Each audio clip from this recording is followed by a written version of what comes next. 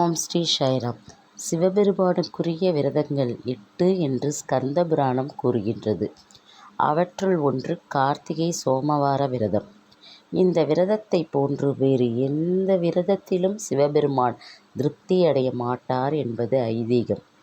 சோமவார விரதத்தை கார்த்திகை மாதம் முதற் திங்கட்கிழமையில் தொடங்கி ஆண்டு முழுவதும் கடைபிடிக்கலாம். இதை தவிர சித்திரை, வைகாசி, ஆவணி, மார்கழி முதலில் மாதங்களில் கூட திங்கட்கிழமைகளில் இதை தொடங்கலாம். ஒருமுறை தட்சன் சாபத்தில் சந்திரன் கொடிய நோயால் துன்பப்பட்டான். தன் சாபம் நீங்கி நோய் குணமாக சந்திரன் கார்த்திகை மாதத்தின் அனைத்து திங்கட்கிழமைகளும் சிவபெருமானை நினைத்து விரதம் அனுஷ்டித்தான். அவனது விரதத்திற்கு மகிழ்ந்த சிவபெருமான் அவனுக்கு தட்சனின் சாபத்திலிருந்து விமோச்சனம் அளித்தார். சிவபெருமானின் அருளால் நோய் நீங்க பெற்றதுடன் நவகிரகங்களில் ஒருவரானார். சந்திரனின் பெயரால் தோன்றியதே சோமவாரம் திங்கட்கிழமை மற்றும் சந்திரன் சோமவார விரதத்தின் மகிமையால் எம்பெருமானின் ஜடாமுடியில் இளம்பிறையாக அமரும் பாக்கியமும் பெற்றான். இவ்வாறு சந்திரனை தனது முடியில் சூடி அருளிய சிவபெருமான் சந்திரசேகர், சந்திரமௌலீஸ்வரர், சோமநாதர் என்றெல்லாம் வழிபடப்படுகிறார். சோமவாரம் தோறும் பூஜை செய்து விரதம் இருப்பவர்களுக்கு நற்கதியை கொடுக்க வேண்டும் என்று சந்திரன் வேண்டுதலுக்கு இணங்கி சிவபெருமான் அவ்வாறே அருளினார்.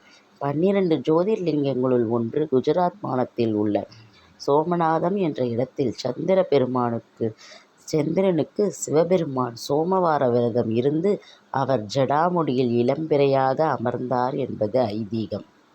கார்த்திகை முதற் திங்கட்கிழமை தொடங்கி கடைசி திங்களன்று இந்த விரதத்தை நிறைவு செய்ய வேண்டும். ஆண் பெண்கள் இருவரும் கடைபிடிக்கலாம். திங்கட்கிழமை விடியற்காலத்தில் எழுந்து குளித்து முடித்த பிறகு பெண்கள் வீட்டில் விளக்கேற்றி விரதத்தை தொடங்கி சிவபெருமானை வணங்கி சர்க்கரை பொங்கல், பாயசம் போன்றவற்றை நெய்வேத்தியம் செய்து சிவாஷ்டகம், சிவபுராணம் படிக்கலாம். பிறகு கோவிலுக்கு சென்று வில்வத்தாலும் அர்ச்சனை செய்யலாம். அத்துடன் கோவிலுக்கு வரும் அன்பர்களுக்கு உங்களால் முடிந்ததை பிரசாதமாக கொடுக்கலாம். கோவிலுக்கு வந்திருக்கும் ஒரு வயதான தம்பதியரை பார்வதி பரமேஸ்வரராக தியானித்து மஞ்சள், குங்குமம், தாம்பூலம் கொடுப்பது, அவர்களை வணங்கி ஆசி பெறுவதும் மிக நல்லது.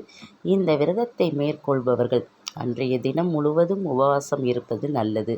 முடியாவிட்டால் ஓம் நமச்சிவாய என்று கூறிக்கொண்டே குளித்துவிட்டு உணவு அருந்தலாம். வேலை, தொழில் போன்றவற்றில் ஈடுபடுபவர்கள் 3 வேளையும் உப்பில்லாத உணவை சாப்பிடலாம் அல்லது பால், பழம் எடுத்துக்கொள்ளலாம். இதுவே இந்த சோமவார விரதம் கடைபிடிக்கும் முறையாகும். ஜெய் சாய்ராம்.